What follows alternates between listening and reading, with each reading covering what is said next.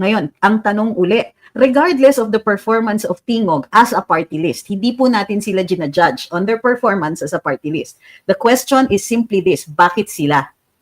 Okay? Kung mayroon silang mga programa, okay lang, but so are other agencies. So are other NGOs. Bakit sila? And bakit hindi NGO? Why a political party? So yung mga nagsasabing, I love Tingog kasi nagbibigay sila ng dialysis, ganyan. E di ibig sabihin, nabili na rin po yung opinion ninyo. Because, yes, we're grateful that they provide these services. Hindi kami nagre-reklamo sa mga serbisyo na yan. Pero bakit sila? Okay, bakit sa lahat? Bakit party list? Kasi ang purpose ng party list ay makaupo sila sa kongreso. Maging congressman yung mga yan.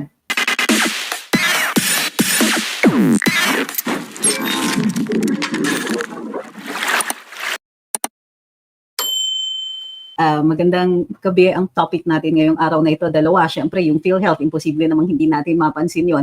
At yung pinangako ko na yung mga notes natin sa inciting, inciting to sedition. Okay? Ayusin ko lang kasi may slides ako dyan. Mahirap siya pag walang slides eh. Now, umpisa natin dun sa PhilHealth kasi maikli lang naman yung presentation doon. I had a look at the draft contract that was posted by Dr. Liachon. At ang pinaka nakikita doon is ano yung role ng Tingog. Sa mga hindi po nakabalita, mayroon pong in-announce ang PhilHealth, DBP, at na may PhilHealth and DBP na mayroon silang bagong kontrata in order to make available more services ng PhilHealth sa mga local governments, particularly sa paggagawa ng mga additional buildings or additional hospitals. Doon and it includes a third party, Tingog party list. Now, this raises a lot of questions. It raises a lot of issues. Since dapat non-partisan or no party, no politics dapat pagdating dito sa healthcare, we don't want discriminations. Pagdating sa pagbibigay ng healthcare services, then then it is important for us to see ano yung role ng Tingog party list pagdating dito. And it appears doon sa kontrata na sila po ay mag-co-coordinate with the local government, and it appears they will be assisting in the identification. Teka ha, kinuha ko yung contract eh. Yan.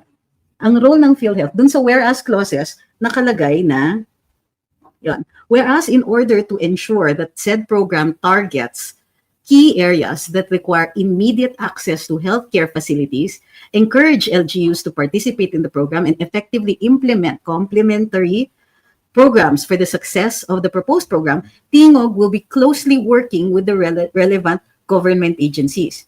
Ano ba ang Tingog? It is a party, it is a political party listed as a party list. So, bakit sila closely working with relevant government agencies, which under normal circumstances, okay lang, but why are they singled out? So dito, pwede natin i-question under the Constitution, under the Equal Protection Clause, di ba? Why are they entitled to this particular role in the agreement between DBM na magiging partner agency ng PhilHealth sa pagbibigay ng pondo or as the bank na pwede kang magbayad ng iyong mga contributions? So it's going to be possibly two roles. Sila ay nagpapautang at sila ay pwede rin collecting agency or depository. Sa kanila i-deposito yung mga contributions. Pwede rin to make it probably more practical. But the problem is, what is Tingog doing in this agreement? Now, tignan natin yung iba, no? Nakalagay, Tingog shall assist and coordinate with LGUs in ensuring their participation in the program. Ano daw? Assist and coordinate with LGUs to ensure their participation in the program? Wait, what does that mean?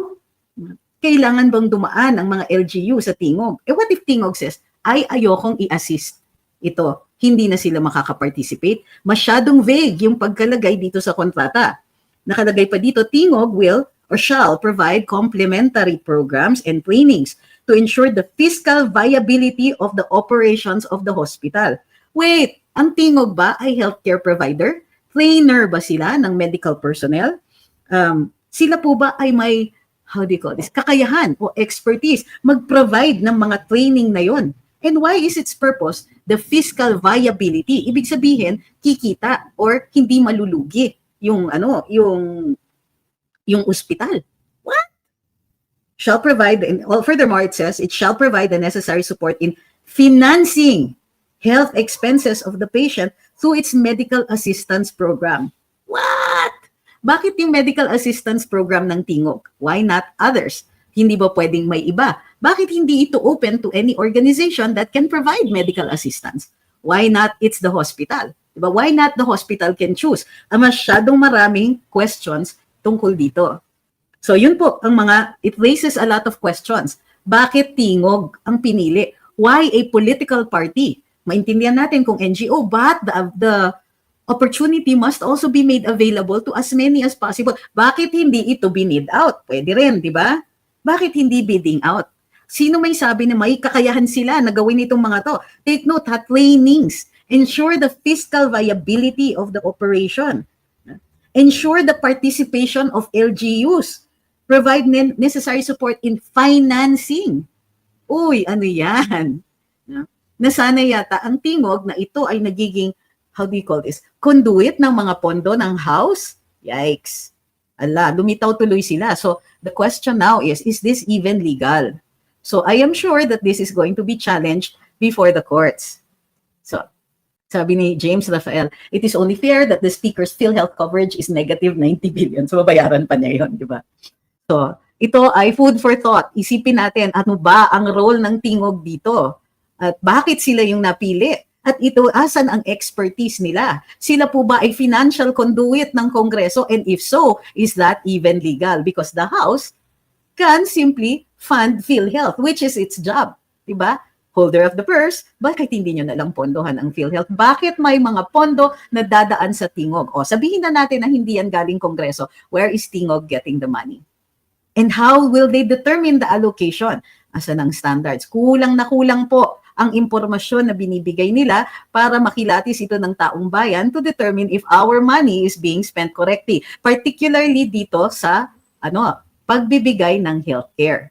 Okay? So nakikita na natin ang nilalagay ng ating mga trolls for PhilHealth ay I love PhilHealth without any substantiation as to why I love PhilHealth. I love Tingog party list. Ako, I love PhilHealth, but I want it to be more capable. Why do you love Tingog party list? That's clearly partisan. That is a clearly partisan comment. And therefore, the question is not whether or not you love Tingog party list, but what gives it the right? By what right or by what legal legerdemain have they suddenly found themselves a party providing necessary services? Why them of all organizations? Why is it not open to any qualified organization? Why them exclusively? Again, more questions than answers. Di ba? Kifu? Tama ba, Miss Josephine? She says it's good evening in Blaan. Blaan is a language, di ba? Hindi siya dialect. Sabi ni Dory, ginagaya lang po ng Tingog ang malasakit ni Senator Bongo. Ang malasakit ay marami pong natutulungan. Yes, ma'am. But malasakit doesn't claim to be the exclusive anything. It is not a conduit. What malasakit does is it compiles the government agencies, puts them all in one area para yung mga nangangailangan ng tulong don't need to go to the various agencies and their headquarters para po sila ay maka-avail, para yung mga mamamayan ay maka-avail, makatipid dun sa paglipat-lipat ng mga ahensya. Ay kinukumpuni lang nila, hindi po sila provider in that sense, diba? Or the other agencies can simply yun yung wala namang iba diba? So ngayon, ang tanong uli, regardless of the performance of Tingog as a party list, hindi po natin sila ginajudge on their performance as a party list. The question is simply this, bakit sila? Okay? Kung mayroon silang mga programa, okay lang, but so are other agencies. So are other NGOs. Bakit sila? And bakit hindi NGO? Why a political party? So yung mga nagsasabing, I love Tingog kasi nagbibigay sila ng dialysis, ganyan. Ibig sabihin, nabili na rin po yung opinion ninyo. Because, yes, we're grateful that they provide these services. Hindi kami nagre-reklamo sa mga serbisyo na yan. Pero bakit sila? Okay, bakit sa lahat? Bakit party list? Kasi ang purpose ng party list ay makaupo sila sa kongreso. Maging congressman yung mga yan. Sa madaling sabi, yung mga serbisyo nila, okay lang yan. Kailangan talaga active sila upang mag-qualify sila as a party list. So, sabi ni Risa, tribe yan sa Mindanao, ma'am, alam ko naman po, NCCA po ako, commissioner po ako ng cultural heritage. Ang tinatanong ko po ay kung wika o dialekto yung salita nila. So, uli, yung mga I Love Tingog party list dyan, nagpapasalamat din kami dahil sila ay nagpo-provide ng medical na serbisyo dahil kulang naman talaga.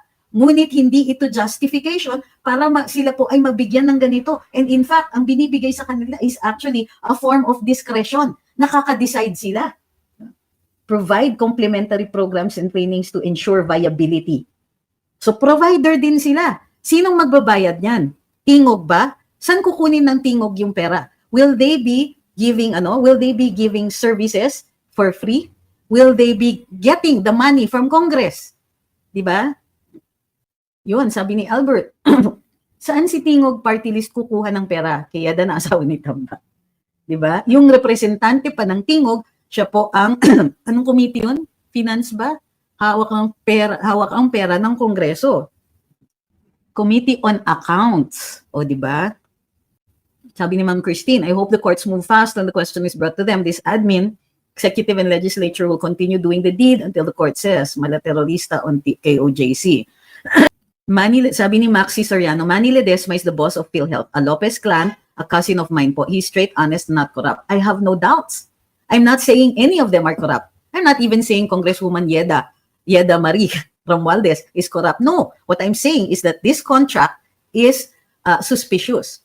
Sabi niya, the people need to understand preventive healthcare. And I agree. Matagal na po kami nag-advocate ng preventive healthcare. At nandyan yan sa Universal Healthcare Act. Matagal na, even during the Duterte administration, nag-advocate kami na PhilHealth bigyan naman ng pansin ang preventive healthcare. Isa na dyan ang nutrition. But that is beside the point that we are making here. The point here is whether or not it is legal for Tingog Party List to be singled out in this partnership agreement between DBP, PhilHealth, and Tingog Party List. Sabi ni Joseph, nakakagalit. We're even forced to pay 24K as OFWs. Yes, I understand that. Kasi nga, under the Universal Healthcare Act, to maintain the viability of the PhilHealth Fund, kinompute na nila kung ano yung contributions. Nang sa gayon, magiging, kumbaga, serviceable yung pondo niya.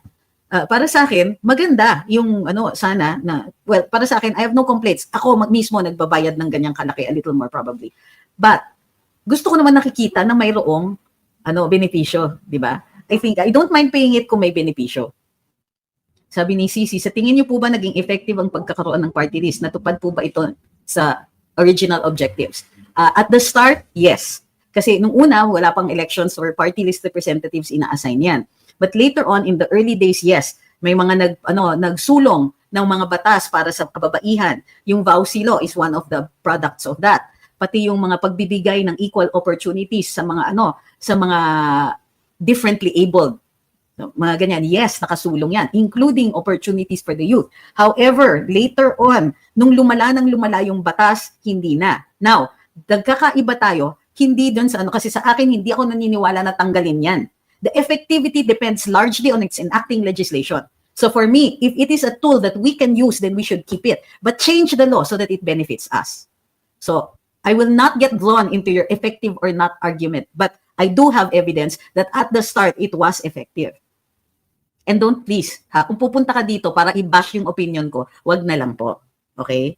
Kasi, andyan na po yan. I have actually presented that argument countless times. Sabi ni Brum Brum, sinungaling ka Imelda Marcos sa interview sa ni Mel Chanco sa powerhouse ng GMA. Ako ba si Imelda Marcos? Sabi mo, itutulong mong yaman mo sa mga Pilipino, pati sa world, mga Marcos, sinungaling din niya tinotoo. Oh dear.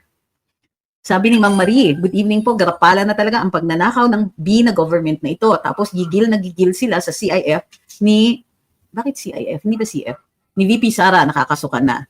Sabi ni Peachness, no, mali ka, they are corrupt. Di ba trabaho yan ng executive, hindi ng legislative? Eh di sana nag-gobernador o mayor na lang sana sila. Kung yan naman pala ang gusto nilang trabaho. May punto naman po kayo doon.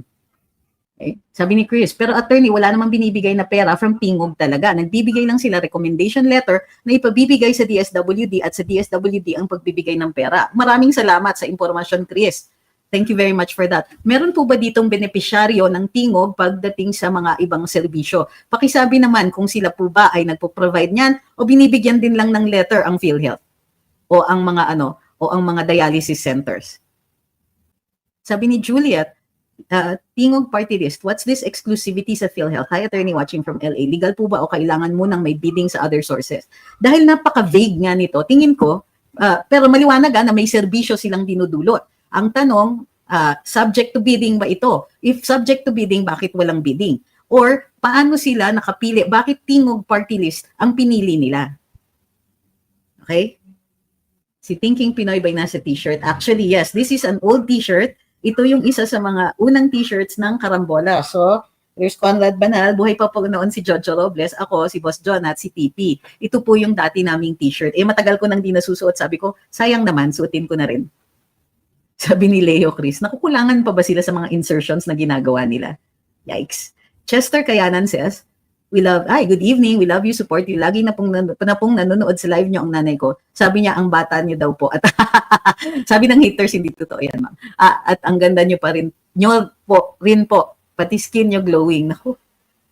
Sasabihin na naman, ano yan? Ano ba to? Filter po yan. Para dun sa mga present dun sa EDSA, pakisabi kong filter ito. Oy, Ma'am Spirit. Sabi ni Ma'am Spirit 968, uncle ng husband niya si Jojo Robles. Oh, miss ko si Jojo. Oh, pero para dun sa mga magtatanong, unahan ko na kayo. Yes, kapatid niya si Mel Robles. Sa tingin mo po ba, may laban ba si VP Sara sa impeachment case in case matuloy? Wala naman nilabag si Inday Sara. Ang tingin ko, in a fair fight, dismiss dapat yan right at the start. Hindi established yung facts. Wala silang basihan, wala silang makukuhang certification na final na ito. Totoo ba yung rally for BBM? Rally for BBM, yung kanina sa monument, sa EDSA monument, tingin ko, totoo naman, may mga tao naman doon, pero ang gusto kong tanungin, saan nanggaling yung pera? Kasi naka-uniform pa sila, may mga t-shirt pa sila. Sinong bumili nun? And ito ba ay pinondohan ng gobyerno? Tayo ba ang nagbigay ng pera dyan through our taxes? Sabi ni Red, panahon ni Duterte, di ba may posisyon, hindi ka nakanakaw. Ako? Anong posisyon ko? Hindi mo nga masabi eh. Consultant po ako, wala po akong pwesto. Ang sweldo ko, ang consultancy fee ko in accordance with government regulations, and I was only there for a few months. 30,000 po yata per month, less taxes, less withholding, so less 20%. So yun po, kung gusto niyo, check niyo sa PCO. Hindi po ako nasa position to make any decisions. Wala din po akong access to public funds. So galingan niyo naman po kung magtotroll kayo. Ang hina niyo naman, sasabihin niyo hindi ako nakanakaw. Kahit nga nung nasa OPS ako, walang ganun eh. Sige nga, galingan nyo. Ay, hindi pa po tapos. Sabi ni Ma'am Bicolanang makulit. Dahil tinanggal na ang AKAP, nag-alabidio si Tambi. He finds ways. Hindi pa po tayo sure kasi nagbabaycam pa. Pinatanggal sa Senate version yung AKAP, pero hindi natin alam. Baka ipabalik yan doon sa sabi ni Ate V, you can never can tell. Diba? Sabi ni Busog Kid, legislators by day, aid distributors by night. Tingog sure knows how to blur the lines. Maybe next, they'll handle traffic or run disaster response. Sabi ni John, bakit hindi i-highlight ng COA yung decision nila dahil sila ang authorized para mag-imbestiga sa CF ni VP Sara? Habol kasi ng mga congressman na yan, pondo para sa eleksyon magamit nila. Ay nako. Hindi po, well, if we want COA to be objective, walang highlight, post lang nila lahat. Ang problema, minsan matagal yung pagpo-post. Tatay 888 says the development is a clear indication of the president's weakness and ineptitude. The reason why almost everything is being delegated to his cronies, just like FEM in his waning years. Ay, wow. Sabi ni Mine116, never say die talaga. Natabla siya dun sa mga argumento niya kanina tungkol sa Tingog Party List. So ngayon, former President Duterte naman po ang babalahurain niya. Ayaw ko, sabi niya sa palamurang presidente na walang modo. Ayaw ko sa presidenteng maayos naman magsalita pero walang ginagawa. Okay? Nagtutwal ka na kasi hindi ka lang makaasta dun sa argumento. Wala ka kasing argumento for Tingog. So ngayon nakikita natin na may correlation itong Tingog Party List at itong mga anti-Duterte bashers, sorry. Okay. Juana Tingson says, 130K lang na bag, nagwala na ang mga South Koreans. Mga Pinoy, paano na tayo? Billions, trillions na taxes, plus contributions sa PhilHealth, SSS at iba pa. Sobrang resilient na po natin sa mga korap na mga politiko. Sabi ni Baby Len Usman, Ma'am, si Tambi po, totoo kayang sa hospital o may plano na naman po sila ayaw nilang sabihin yung totoo? Well, may statement na po from the office of the Speaker of the House na hindi daw totoo ang kanyang pag-uuspital. Ma'am Marie says, ayaw niya sa palamura pero okay sa kanya mga magnanakaw ng pera ng bayan gaya ng 1.4 billion everyday na flood control project. Sabi ni user 49537, ipag-pray na lang natin tong mga hungang.